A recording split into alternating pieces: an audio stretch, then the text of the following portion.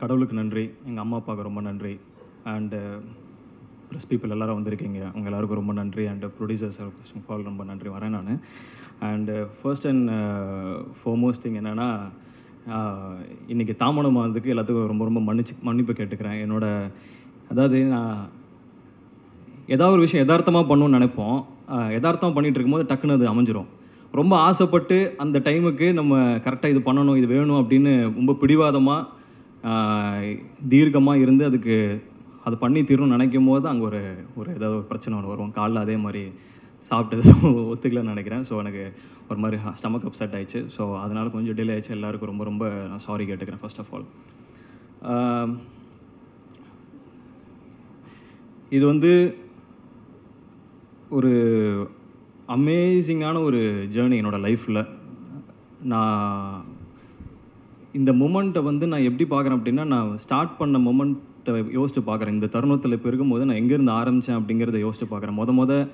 எனக்கு முன்னாடி கேமரா வந்து வச்சு என்னை நடிக்க வச்ச என்னோடய ஃப்ரெண்ட்ஸ் அங்கே இருந்து இப்போ இந்த மொமெண்ட் நான் இங்கே இருந்து இந்த ஸ்டேஜில் நான் வந்து நிற்கிறது அப்படிங்கிறது எனக்கு வந்து ஒரு பெரிய ஒரு ஆச்சரியமாக இருக்குது ஃபர்ஸ்ட் ஆஃப் ஆல். தென் நான் தனிப்பட்டு இதை யோசித்து பார்க்கும்போது, ஓகே நம்ம இவ்வளோ தூரம் ஒரு ட்ராவல் ஒன்று பண்ணி வந்திருக்கிறோம் அப்படின்னு இங்கே நின்று உங்கள் எல்லோரும் முன்னாடியும் பேசுகிறோம் அப்படிங்கிறது வந்து எனக்கு ஒரு ஒரு ட்ரீம் கம் ட்ரூ அப்படின்ற மாதிரி ஒரு விஷயம் வந்து நினைக்கிறேன். ஏன்னா நாளைக்கு எங்கள் படம் வந்து 24th ரிலீஸ் ஆக போகுது. அந்த ரிலீஸ் ஆக போகுது அப்படிங்கிற மொமெண்ட் கூட வந்து இன்னும் எனக்கு ஒரு ஓகே படம் ரிலீஸ் ஆக போகிறேன்ற அந்த இது கூட அந்த ஃபீல் மாதிரி எனக்கு இல்லை. ஆனால் இந்த ஒரு ஈவெண்ட் ஒன்று நடக்குது, இதுக்கு நம்ம பேசணும், ப்ரிப்பேர் ஆகணும் அப்படிங்கிறது வந்து எனக்கு அது ரொம்ப ரிமார்க்கபிளான ஒரு டைம்னு நான் பார்க்குறேன். இது வந்து எல்லோரும் முடியும் பேசுகிறதுக்கு. ஸோ ஃபஸ்ட்டு வந்து நான் ரொம்ப ரொம்ப தேங்க்ஸ் அண்டு என்னை வந்து இன்ட்ரடியூஸ் பண்ணுறேன் தமிழ் சினிமாவுக்கு என்னை வந்து இன்ட்ரடியூஸ் பண்ணுறேன் தேனாண்டால் ப்ரொடக்ஷன்ஸ் அவர்கள் வந்து முரளி சாருக்கு தான் first of all first and foremost thanks எனக்கு. ஏன்னா அவருக்கு வந்து நான் ஃபஸ்ட்டாக நான் அவர் போய் அஃப்ரோஸ் அப்படின்ற ஒருத்தங்க ஈபியாக பண்ணியிருக்கிறாங்க. ஸோ அவங்க மூலிமா நான் வந்து சாரை மீட் பண்ணுறேன். எங்கே நான் ஃபஸ்ட்டு சாரை மீட் பண்ணேன் அப்படின்னா சேம்பர்ஸில் தான் நாங்கள் வந்து மீட் பண்ணுறோம்.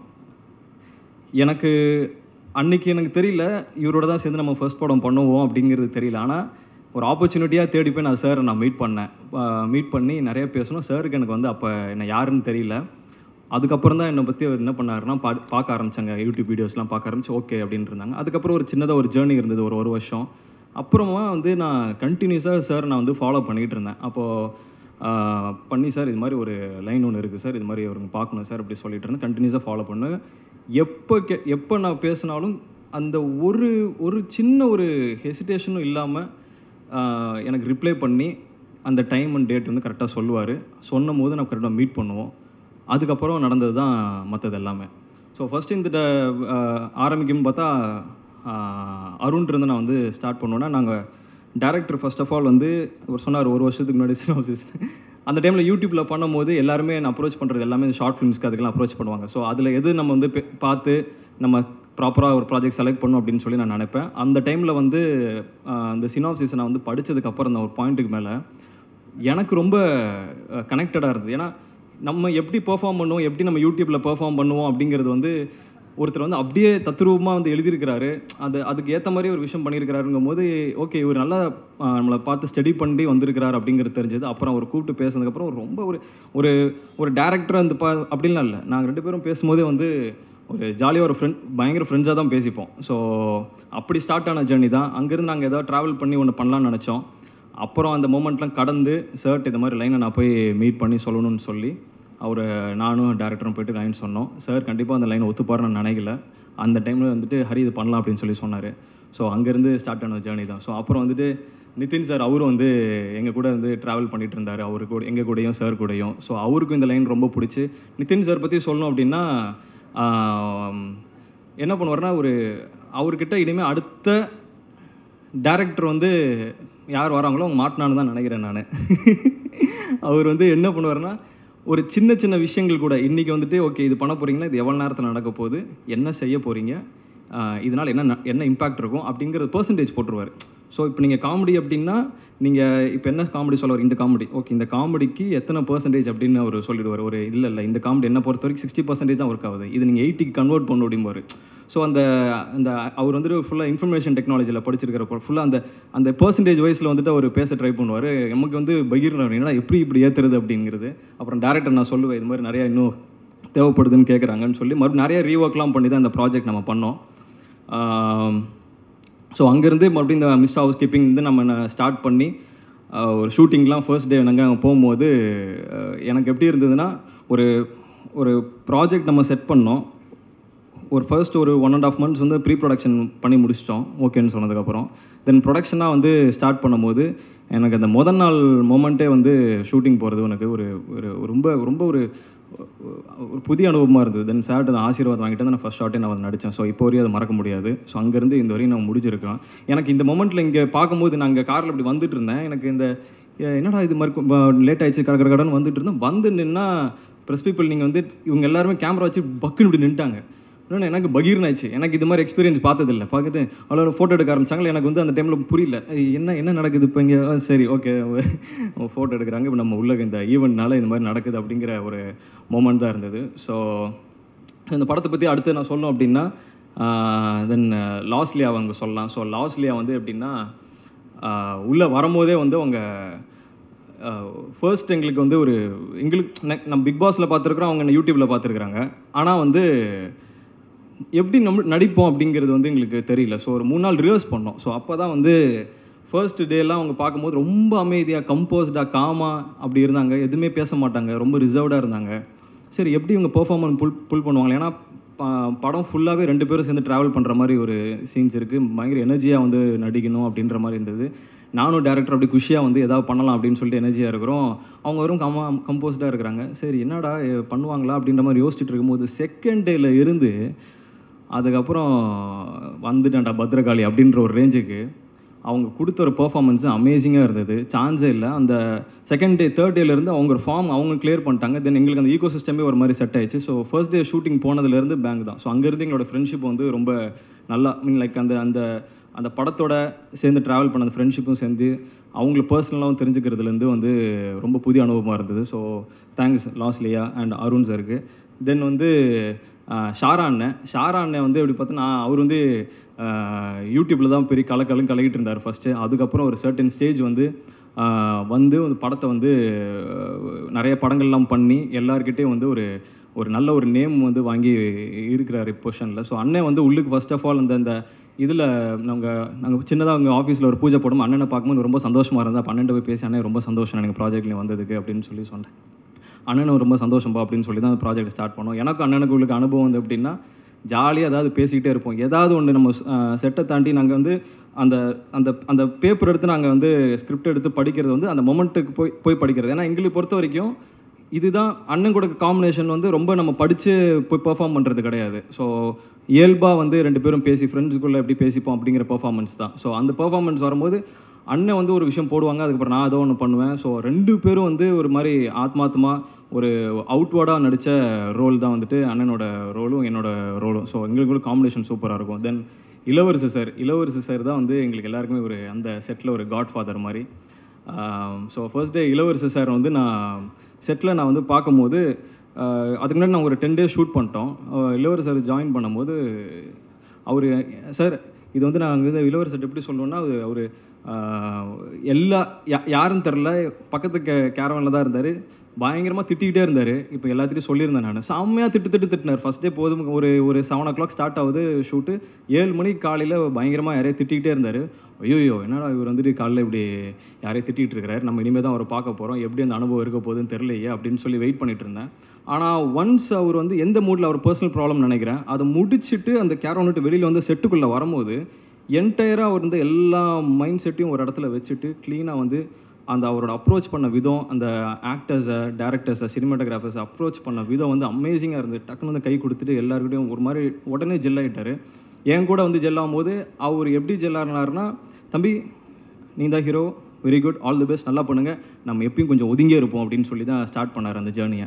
நான் வந்து என்னடா இப்படி சொல்கிறாரு எதுவுமே நம்மக்கிட்ட வந்து கொஞ்சம் நம்ம ஒதுங்கி இருக்க சொல்கிறாருன்னு நினச்சேன். ஆனால் அது காரணம் வந்துட்டு அவர் பின்னாடி அந்த கேரக்டர் வந்து எப்படி ஹோல்ட் பண்ணுறாரு, இந்த பையனை வந்து நம்ம பாசமாக பார்க்குறோம், எந்த இடத்துல பாசமாக பார்க்கணும், எந்த இடத்துல அதட்டணும் அந்த கேரக்டர் அப்படின்னு அவர் ஒரு ப்ரிப்பரேஷன் ஒன்று செட் பண்ணியிருக்கிறாரு. ஸோ அதுக்கு நம்ம ரொம்பவே அட்டாச் ஆனோன்னா சில இடத்துல கொஞ்சம் டிஸ்டர்பன்ஸ் இருக்குன்னு தெரிஞ்சு அதை ப்ராப்பராக வந்து அதை ஹேண்டில் பண்ணி கொடுத்தாங்க.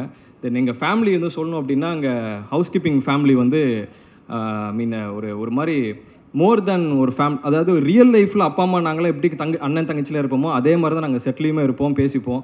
ஸோ உமா மேம் இருக்கிறாங்க அண்ட் மஹி இருக்கிற 2 பேருமே வந்து ஒரு அமேசிங்கான கேரக்டர். ஆக்சுவலாக மேம் வந்து எப்படின்னா ஒரு ஷார்ட்லாம் முடிச்சுட்டு என்ன பண்ணுவாங்கன்னா, இது ஓகேவா, நல்லா பண்ணியிருக்கேண்ணா, சூப்பரா, ஓகே அப்படின்னு சொல்லி ரியாக்ட்லாம் பண்ணுவாங்க. அப்புறம் வந்து நான் வந்து இது இப்படி சொல்லணும்னு நினைக்கிறேன், நீங்கள் அதனால் இப்படி சொல்கிறீங்களான்னு கேட்பாங்க. ஸோ எங்களுக்குள்ளே வந்து ஒரு நல்ல ஒரு பாண்டிங் வந்து இருந்தது. ஸோ அவங்க சார் சரி, மேமு, மஹிமா எல்லாருமே பார்க்கும்போது ஒரு அண்ணன் தங்கச்சி ஃபீல் இருக்கும். அண்ணன் தங்கச்சி ஃபீலுங்கும் போது என்னோட பர்சனலாக என் தங்கச்சி, எனக்கு ஒரு தங்கச்சி இருக்கிறாங்க. ஸோ அவங்க கூட எப்படி நான் வந்து கனெக்டடாக பேசணும் அதே மாதிரி தான் கிட்டத்தட்ட அவங்களை நடிக்கும் போது அவங்களோட எங்களோட ஃபீல் ஆச்சு. ஸோ அவங்க 2 பேருக்குமே வந்து ரொம்ப ரொம்ப நன்றி. தென் வந்து அடுத்து வந்து தலைவர் இருக்கார் ஓஷோ வந்து இந்த மூவியோட ஒரு பேக் போன். ஸோ அவரை பற்றி சொல்லணும் அப்படின்னா is one of the most அமேசிங்கான கேரக்டர். அண்ட் ஆல்சோ வந்து நாளைக்கு அவர் எப்படி வேறு மாதிரி கூட போயிடுவார். ஆனால் இந்த மொமெண்ட்டில் நான் அவரை பற்றி நான் பேசுறது ரொம்ப ரொம்ப ரொம்ப எனக்கு ரொம்ப சந்தோஷமாக இருக்குது. இஸ் ஆக்சுவலாக ரொம்ப அமேசிங்கான ஒரு பர்சன். அப்படி தைப்போல தட்டினார் அப்படின்னா அவர் ஒன்று பண்ணுவார், ஒரு மேஜிக் ஒன்று பண்ணுவார். இது வந்து நான் அவர் ஃபர்ஸ்ட் இன்ட்ரடியூஸ் ஆகிறார் அப்படிங்கிறதுல நம்ம சொல்லணும்னு சொல்லலை. ஏன்னா அவருக்கு வந்துட்டு கிட்டத்தட்ட ஒரு 10 years ஆஃப் எக்ஸ்பீரியன்ஸ் வந்துட்டு லெஜெண்ட்ஸோடலாம் இருந்திருக்கு. ஸோ அதெல்லாம் பார்த்துட்டு அவர் ஒரு கணக்கு சொல்கிறார். எனக்கு ஆர்ஆர்லாம் பண்ணும்போது இது ஒரு சீனாக பண்ணி முடிச்சுட்டு இது ஆர்ஆர் பண்ண டைம் வரும்போது இது எப்படி பண்ண போகிறாரு அப்படின்னு நான் கேட்பேன். நான் அதை முடிச்சுட்டு உங்களுக்கு நான் சொல்கிறேன் அப்படின்னு சொல்லுவார். அப்புறம் ஒரு சர்டன் டேஸ் டைம் எடுத்து நீங்கள் வந்து பாருங்கன்பார். பார்த்தா என்னடா இது நம்ம இப்படி ஒன்று பண்ணியிருக்கிறாரு, இதெல்லாம் எப்படி இது ஒரு மாதிரி பயங்கரமாக இருக்குது தலைவா, எல்லாம் ஓகேவா அப்படின்ற மாதிரி இருக்கும்போது, தலைவா இதுதான் தலைவா மூடி, இது கரெக்டாக இருக்கும், இதுதான் செட் ஆகும்னு சொல்லும் போது நான் மிரண்டேன். உண்மையாகவே சான்ஸே இல்லை, அந்தளவுக்கு வந்து ஒரு பேக்ரவுண்ட் ஸ்கோரு. தென் 6 songs ஒன்று பண்ணியிருக்காரு. சாங்ஸ் வந்து சான்ஸே இல்லை. ஒரு சாங் வந்து அவர் ஒரு அந்த அந்த கதைக்கு ஏற்ற மாதிரி ஓகே போயிட்டே இருக்குது, நடுவில் ஒரு சாங் வைப்போன்ற மாதிரி ஃபீல் இருக்காது. அந்த நேராக அந்த மூடுக்கு ஏற்ற மாதிரி ஒரு நல்ல ஒரு சாங் வந்து கதைக்கு ஏற்ற ஒரு ஃபீலுக்கு நீட்டாக ஒரு 6 song பண்ணி கொடுத்துறேன். 6 song வந்து நல்லபடியாக வந்திருக்கு. நல்லாயிருக்கும்னு நினைக்கிறேன், எல்லோரும் கேட்டு சொல்லணும். தென் டேரக்டர் தான் ஃபஸ்ட்டு வந்து ஒரு டேரக்டர் வந்து அருண். நீங்கள் பார்த்தீங்க அப்படின்னா அவர் லாஸ்ட்லேயே சொன்னாங்க நேசமணி அப்படின்ற மாதிரி. உண்மையாகவே வந்துட்டு அவங்க செட்டில் உள்ளே இறங்கும் போது கான்ட்ராக்டர் நேசமணி வடிவேல் சார் வந்து அப்படியே ஒரு 10 பேரை வந்து இறங்குவாங்க. டே இதாண்டா பேலஸு, இங்கே இருக்கணும் ராஜபரம்பை சேர்ந்தவனுக்குன்ற மாதிரி தான் உள்ளுக்கு வந்துட்டு செட்டுக்கு வந்து டே இதாண்டா ஷூட்டிங் ஸ்பாட்டு, ஃபஸ்ட்டு ஒரு படம் பண்ண போகிறோம், எவனா ஏடா கூடவும் பண்ணிங்கன்னா அடிச்சே கொண்டுரும் அப்படின்ற அளவுக்கு தான் வந்து இறங்கி என்ன பண்ண வேலை வாங்குவார்.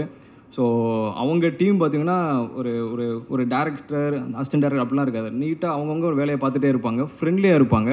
அண்ட் அருண் கூட சேர்ந்து சுகுமார் சார் அவர் இருக்கார், கோ டேரக்ட் பண்ணுறது. அவர் அமேசிங்கான கேரக்டர். ஏன்னா அவர் ஒரு அருணுக்கு பின்னாடி இந்த பக்க பலமே அவர் தான். கிட்டத்தட்ட ஓகே இந்த நாள் இதை பிளான் பண்ணுறாங்க, எப்படி இதை கம்போஸ் பண்ணியிருப்பாங்க எனக்கு ஒன்றுமே தெரியாது. ஐ மீன் லைக் அந்த போகிறோம் செட்டுக்கு போகிறோம், நாளைக்கு ஒர்க் பண்ணுறதான் பார்ப்போம்.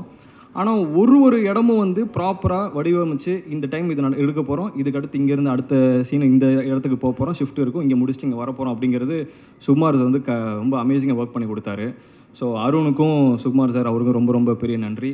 தென் டீமில் ஒர்க் பண்ண குலத்தங்கவர்மன் சார் டிஓபி, அவர் வந்து எப்படின்னா இந்த கதைக்கு என்ன மாதிரி வந்து ஒரு ஒளிப்பதிவு பண்ணால் பர்ஃபெக்டாக இருக்குமோ அதை கரெக்டாக வந்து ஒரு பண்ணி கொடுத்துருக்காரு. அமேசிங்காக வந்துட்டு ஒரு சினிமாட்டோகிராஃப் பண்ணியிருக்கிறாரு. நீங்கள் படம் பார்க்கும்போது உங்களுக்கு பிடிக்கும்னு நினைக்கிறேன். தென் வந்து ஓம் பிரகாஷ் சார், அவருக்கு வந்து சொல்லணுன்னா இந்த படத்தில் நான் ஒரு சின்ன ஒரு ஃபைட் சீக்வன்ஸ் ஒன்று வரும்.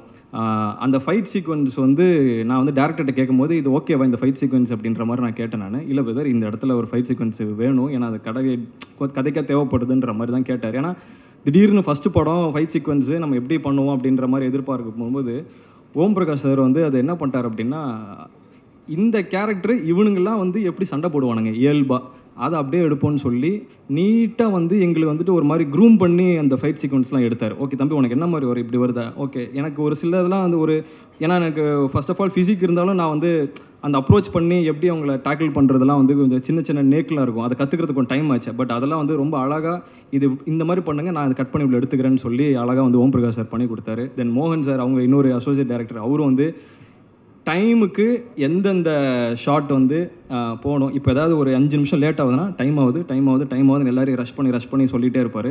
தென் கண்டினியூட்டியோட கிங் அவர். எனக்கு தமிழ் சினிமாவில் நான் இப்போ தான் வந்திருக்கேன், நான் ஃபஸ்ட்டு பார்த்ததில் அவர் தான் கண்டினியூட்டி கிங்.